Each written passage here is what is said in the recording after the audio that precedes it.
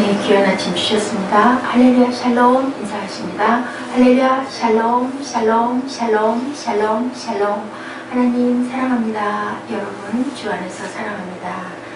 오늘 일주일째 되는 날 블레싱 우리 새벽 특세입니다.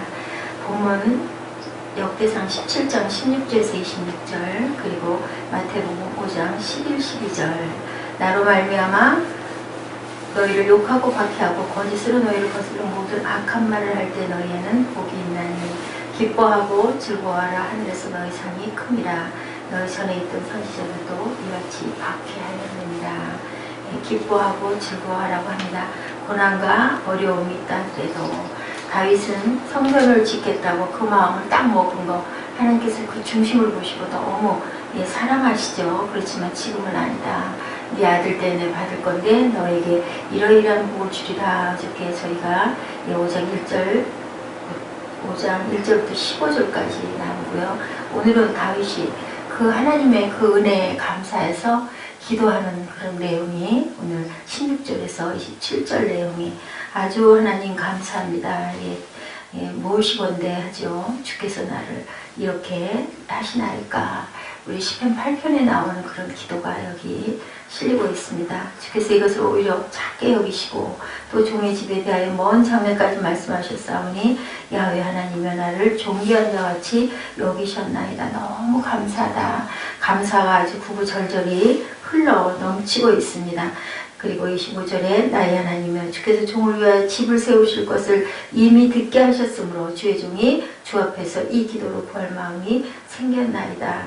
내 아들에게 성전을 짓게 하겠다. 그렇게 말씀을 하시죠. 야훼 오직 주는 하나님이시라. 주께서 이 좋은 곳으로 주의 종에게 허락하시고 이제 주께서 종의 집에 복을 주사 주 앞에 영원히 두시기를 기뻐하시나이다. 야훼여 주께서 복을 주셨사오니 이 복을 영원히 누리리이다. 이렇게 다윗이 이렇게 귀하게 기도를 함으로 인하여 하나님께서는 솔로몬의 그 여러 가지 못된 우상을 숭배하고 하나님을 마음을 아프게 하는 그것도 끝까지 지켜보셨던 그런 하나님이십니다. 이렇게 성전 건축은 아니지만 내가 이러이러한 복을 이만큼 주리라 하고 17장에 아주 기쁨의 말씀들을 많이 주시죠. 네 뒤를 아주 영원토록 내가 지키고 보호해 주겠다. 우리가 이랬을 때 하나님께서 이렇게 우리를 사랑하신다는 걸 깨닫고 느꼈을 때 우리는 정말 하나님의 은혜입니다. 은혜를 알아야 되죠. 은혜라는 것은 값없이 받는 것, 그리고 우리가 한 것이 아니라 아버지께서 주시는 것. 내가 할 수 있는 것은 아무것도 없는데, 내가 살아있을 수 없는데 살아있는 것, 이 모든 것이 하나님의 은혜다라고 우리가 고백을 하게 되죠. 내가 얼마나 미미한 존재인지 제가 알겠나이다. 하나님의 은혜가 얼마나 큰지 우리가 미미하기 때문에 하나님 은혜라고 하죠. 우리가 다 이룬 것 같은 은혜일 수가 없는 거죠. 대개는 주의 종들 그런 얘기 합니다. 아이고 어떻게 그렇게 그러하십니까 하면 다들 그런 말 입에다 두고 쓰죠. 아유 그죠 하나님 은혜로 이렇게 되었죠. 은혜로 너무 감사하죠. 가난에서도 나를 건져주시고 그리고 내가 죽을 그런 구렁텅이에서도 항상 건져 올려주시고 하나님을 만나게 해주시고 알게 해주신 그 모든 것 우리가 하나님을 찾아간 게 아니라 아버지께서 나를 찾아오셨다. 은혜일 수밖에 없다. 이렇게 고백을 하게 됩니다. 받을 자격이 없는 자에게 주시는 게 바로 은혜이고 그리고 값없이 주시는 게 은혜인데 값이 없는 것은 값이 싸서가 아니라 값을 매길 수가 없는 거죠. 귀한 물동품 같은 경우는 값이 없다고 그러죠. 부르는 게 값이어서 내가 정말 그게 지니고 싶고 그 가치를 너무너무 알면은 계속 그 경매가 그래서 이루어지지 않습니까? 그런 것처럼 하나님의 은혜는 값이 없습니다. 사람이 매길 수가 없는 거죠. 다윗만이 아니죠. 우리의 모습들이 모두 다 하나님의 은혜로 이렇게 살아있는 줄 믿습니다. 은혜를 아는 것이 믿음의 기초다입니다. 은혜를 모른다면 우리가 찬양할 수가 없고 은혜를 모른다면 우리가 살면서도 감사할 이유가 없어요. 그죠? 그저 살면서 어때요? 내가 왜 태어나서 이렇게 원망하고 한탄하는 그런 목소리를 많이 듣습니다. 그 태어난 것 자체가 얼마나 귀한 것인데 우리가 공부하고 어려운 모든 것들이 잘 되기 위하여 우리가 애쓰고 노력하는 과정이라고 생각한다면 하나님께 더 감사하고 구해야 되겠죠. 우리 모두는 나의 처지, 모든 것들이 하나님의 은혜다. 우리보다 못한 사람들, 우리보다 열악한 사람들, 우리보다 정말 못 먹고 헐벗고 못 배우고, 그죠? 주님도 오셔서 내가 참새도 새도 누울 자리가 있는데 나는 누울 자리가 인자는 누울 곳이 없다고 말씀하셨어요. 우리는 얼마나 좋은 것에서 따뜻하게 지내고 예배할 수 있고, 뭐 그냥 소리도 못 내서 땅굴에서 그 밑 깊은 카타콤에서 30층 60층 밑에서 나 정말 세상에 빛을 못 보고 살면서도 하나님 한 분만 모시겠습니다, 예수만 믿겠습니다 한 그런 분들도 그렇게 많은데요. 어찌게 자기 자신을 우리 자신들이 너무너무 높이 평가하는 거죠. 내가 이것밖에 안 돼 하고 하는 사람들은 하나님의 은혜를 모르는 사람들입니다. 은혜를 우리가 발견하는 게 첫째다. 그러면 은혜를 발견하고 나면 어때요? 우린 감사하죠.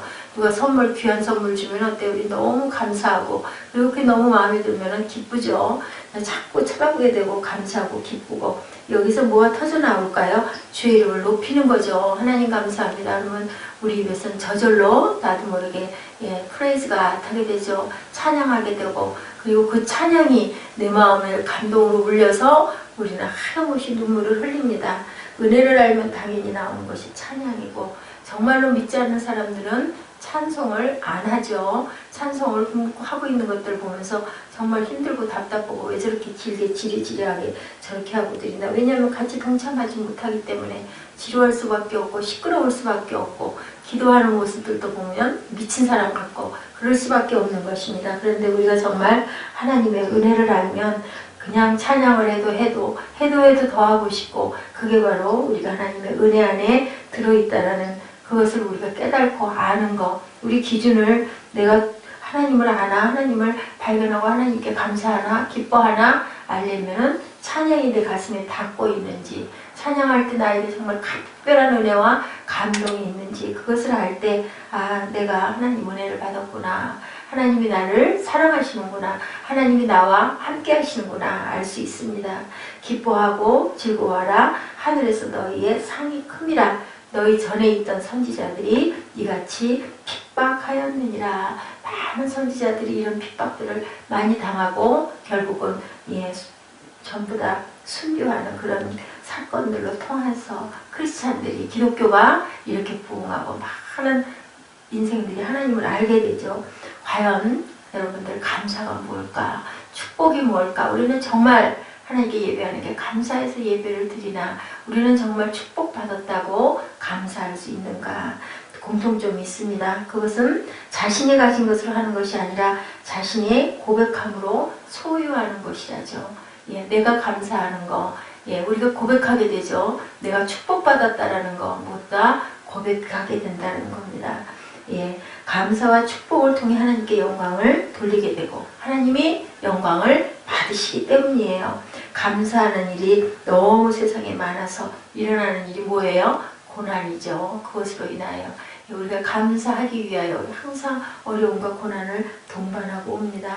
철로역정을 쓴 좋은 번역은요, 우연히, 그렇죠, 몇 할머니들이 교회에서 내가 얼마나 이렇게 하나님이 나에게 감동을 주셨는지 간증을 하는 걸 봤는데, 그 얼굴들이 천사같이, 노인들이 뭐 그렇게 이쁘겠어요? 그렇게 이뻤다고 그러죠. 그러면서 그걸 멍하니 쳐다보면서 나는 왜 저럴 수 없을까 했다고 그러죠. 그리고 그냥 마음이 아파서 꿇어 엎드려서 하나님께 회개를 하고, 그리고 내가 정말 새 사람이 되어야 되겠다는 결단을 했다고 합니다. 왜 그 할머니들은 그렇게 저렇게들 모여 앉아가지고 자기 받은 그 기쁨과 감사를 서로 간증하고, 아 글쎄 내가 이랬더니 하나님이 나에게 이렇게 해주셨어 기뻐하는데 나는 왜 저러지 못하나, 그걸 바라보고 너무너무 가슴이 아팠다는 거죠. 나는 왜 그걸 깨닫지 못할까, 통해 자복을 했다는 얘기입니다.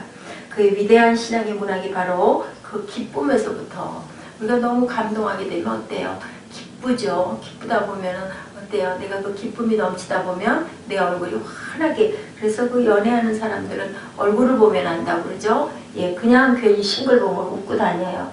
연애를 하고 사랑을 하게 되면, 하나님을 사랑하면 우리는 싱글벙글 웃는 게 당연한 거 아닐까요? 사람들과의 사랑도 그렇게 기쁜데, 시편 4장 7절 8절입니다. 주께서 내 마음에 두신 기쁨은 저희의 곡식과 새 포도주에 풍성할 때보다 더하나이다. 포도주라는 게 게 뭐예요? 기쁠 때 우리 먹잖아요. 잔치. 그죠? 예, 가나 혼인잔치 우리 기억나죠? 내가 평안히 눕고 자기도 하리니 나를 안전히 거하게 하시는 이는 오직 야훼이시니이다. 하나님 안에서 발견되어지는 주께서 내게 주신 기쁨은 성령 안에서 뭘까요? 의와 평강과 희락이다. 소망의 하나님 모든 기쁨과 평강을 믿음 안에서 너희에게 충만케 하사 성령의 능력으로 소망이 넘치기를 원하노라 라고 말씀하고 계세요. 우리는 기쁨과 평강을 어디 안에서? 믿음 안에서 성령의 능력으로 소망이 넘치게 하시기를 원하노라. 누가? 소망의 하나님께서. 예, 우리가 소망을 품게 되면 기쁨으로 열심히 그 소망을 향해 달려갈 수 있다라는 말씀입니다. 예, 우리가 크리스찬들이 기쁨이 없다면 그 뭐가 잘못된 거라는 거죠. 왜 그렇게 항상 우울하고 어두운 얼굴을 하고 있어야 되는가. 예, 어떤 분이 그런 말씀을 하셨대요. 우울한 그리스도인은 그 자체가 모순이다. 기독교를 검은 상복과 슬픈 얼굴에 연관시키는 것만큼 해를 끼치는 것도 없다. 아니 그렇게 믿으면 누가 믿고 싶겠어요? 저렇게 예수 믿더니 고난 연속이어서 저렇게 우울하고 슬픈 얼굴만 하고 있으면 누구도 나도 한번 믿어보고 싶어 하는 마음이 없겠죠. 예, 기독교에는 세상이 모르는 세상에 줄 수 없는 기쁨이라고 하죠. 찬양에도 우리 나와 있죠. 우리가 이 기쁨을 알면 예수를 바로 믿는 사람이고 그 기쁨을 알면서도 누리지 못한다는 것은 뭔가 아직 그저 뭐라 그래요? 2%가 부족하다. 그것이 아직은 기쁨으로 활짝 피어나지 못하는 시련의 단계를 겪고 있는 경우이고 전혀 모른다면 이 기쁨을 아직도 기독교 신앙에 발을 들여놓지 못한 사람이다라는 거죠. 미국의 세인트루이스라는 도시가 있었어요. 어느 날 여행 중에 있던 변호사가 주일이 됐어요. 교회를 가야 되는데 모르니까 그 고장을 모르니까 찾다가 안 되겠어서 교통정리하는 그 경찰에게 가서 물어봤대요. 이곳에 교회를 내가 주일이 돼서 가야 되는데 어디로 가면은 교회를 갈 수 있습니까? 그랬더니 알려주더래죠. 이쪽으로 가서 저리 가서 저리 돌아서 거기 가서 그 끝에 가면 교회가 있다.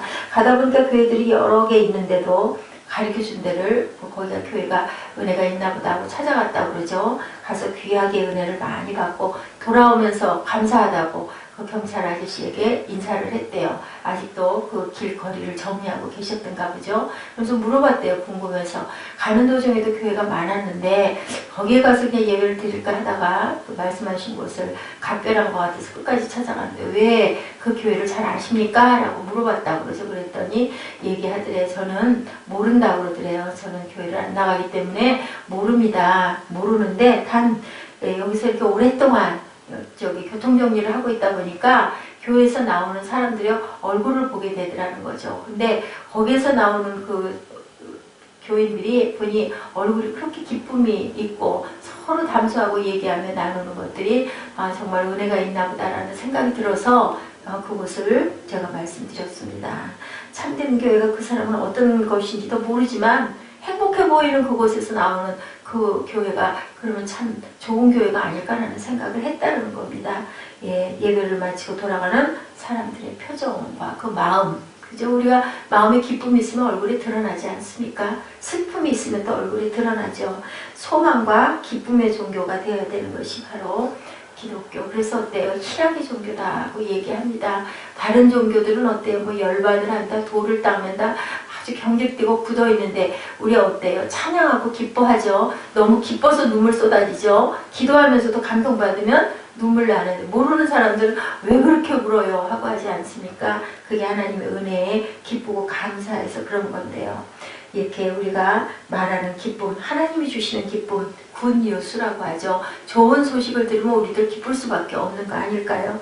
그렇다면 우리가 우리에게 찾아오는 영광과 특권, 그리고 우리를 괴롭히는 모든 죄를 용서하면서 받는 데서 오는 기쁨, 하나님의 자녀에게 약속하신 영원한 나라를 바라보면서 우리가 기뻐하는 그 기쁨이 우리에게 넘쳐야 되겠죠. 우리가 잠깐 일시적으로 약간 고난스럽고 어렵더라도 더 좋을 것을 주신다는 걸 믿고 그것을 바라볼 때 우리 마음에 소망이 생길 때 기쁨이 솟을 수밖에 없는 거죠. 나치 독일에서 살아남은 어떤 사람이 쓴 책에 이런 말을 하고 있다고 합니다. 기차가 터널 속으로 들어가 어두워졌다고 해서 기차표를 찍든가 기차에서 뛰어내리는 사람이 있더냐. 기차가 터널 속으로 지나가게 되어 캄캄해졌더라도 우리는 운전사의 기술을 믿고 이 터널이 끝이 없지 않을 거고 끝나는 지점은 분명히 밝을 것이라는 것을 안다라고 이렇게 얘기를 했다고 합니다.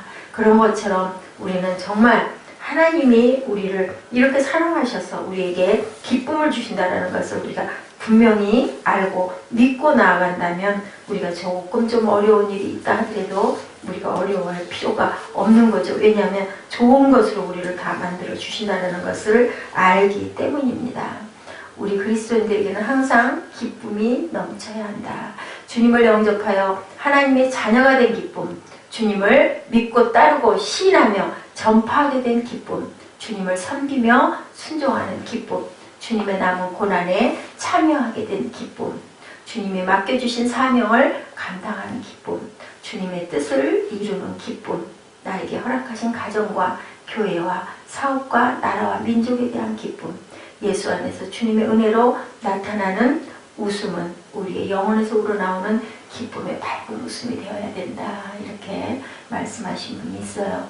믿음의 삶의 기쁨은 깊을수록 영적인 기쁨도 풍성해질 수밖에 없다. 믿음이 없이는 하나님을 기쁘시게 할 수 없다라고 말씀하죠. 크리소스톰은 주 안에서 기뻐하는 자에게는 환난 자체도 기쁨이 되는 것이다 라고 그렇게 얘기했어요.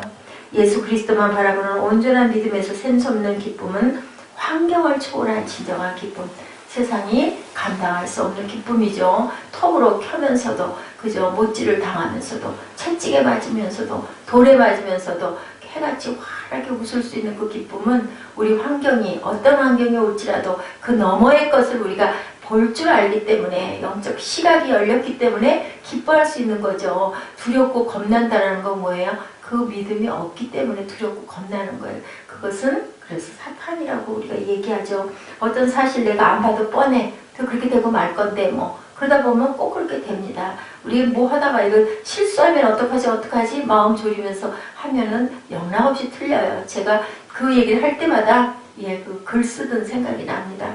끝에 낙관 쓸 때 너무 긴장을 해가지고 마음이 조마조마하죠. 그래가지고 하면은 영락없이 획이 잘못 나가요. 왜냐면 힘이 가거든요. 손에 이 손이 자유로워야 부드럽게 글이 써지는데 그렇기 때문에 우리가 항상 믿음은 진리 안에서 뭐 해라 자유하라라고 얘기를 해요. 우리 스스로 자발적으로 하는 것은 막 열심히 하려고 하잖아요. 근데 우리 불주사 마실 때 어렸을 때 맞기 싫으면 막 몸을 빼치지 않습니까? 기도서 분장하고 그러면 얼굴도 겁이 나가지고 쩔쩔매고 더 아프죠.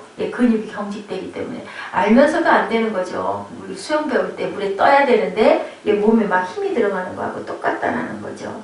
우리의 삶에 아무리 광풍이 몰아치고 어떠한 악조건과 괴로움이 와도 주 안에서 복음의 기쁨과 구원의 기쁨을 누리면 무엇이 올까요? 그 다음에는 참 평안이 오죠. 왜냐하면 두려움이 없으니까. 겁과 두려움 없어지리니 영원하신 팔에 안기세 우리가 찬양하지 않습니까? 그래서 우리가 주 안에서 기뻐하는 자에게는 환난 자체도 기쁠 수밖에 없다.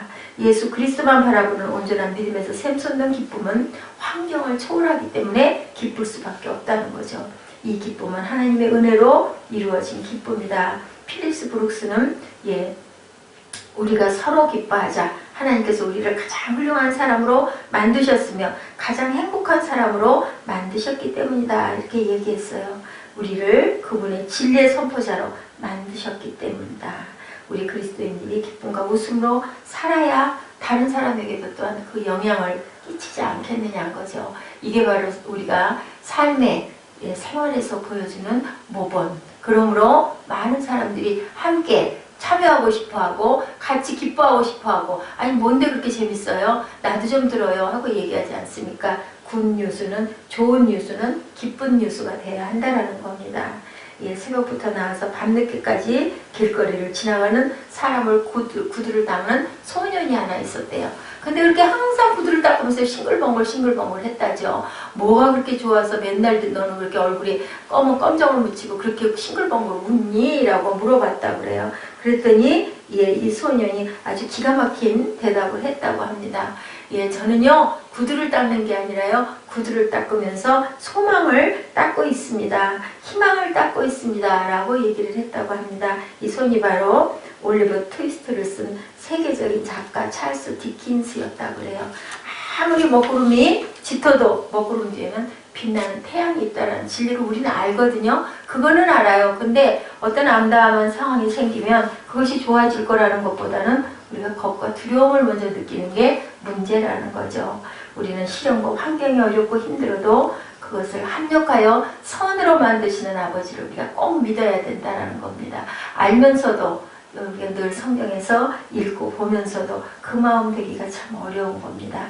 어린 찰스 디킨스가 손님들의 반짝거리는 구두코 위에서 희망의 별빛을 바라보았던 것처럼 어렵고 힘든 환경 속에서도 우리의 희망이신 예수 그리스도를 온전히 바라보면서 사는 복된 하나님의 귀한 성도들, 사명자들 되시기를 주님의 이름으로 축복합니다.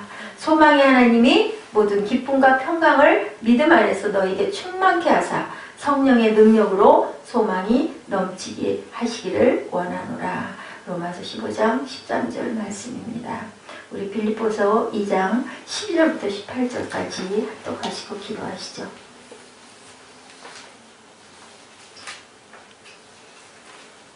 빌립보서 2장 12절부터 18절입니다. 하나님의 자녀답게 살아라 라고 말씀하시죠. 우리 같이 기쁨을 가지고 합독합니다. 그러므로 나의 사랑하는 자들아 너희가 나 있을 때뿐 아니라 더욱 지금 나 없을 때도 항상 복종하여 두렵고 떨림으로 너희 구원을 이루라.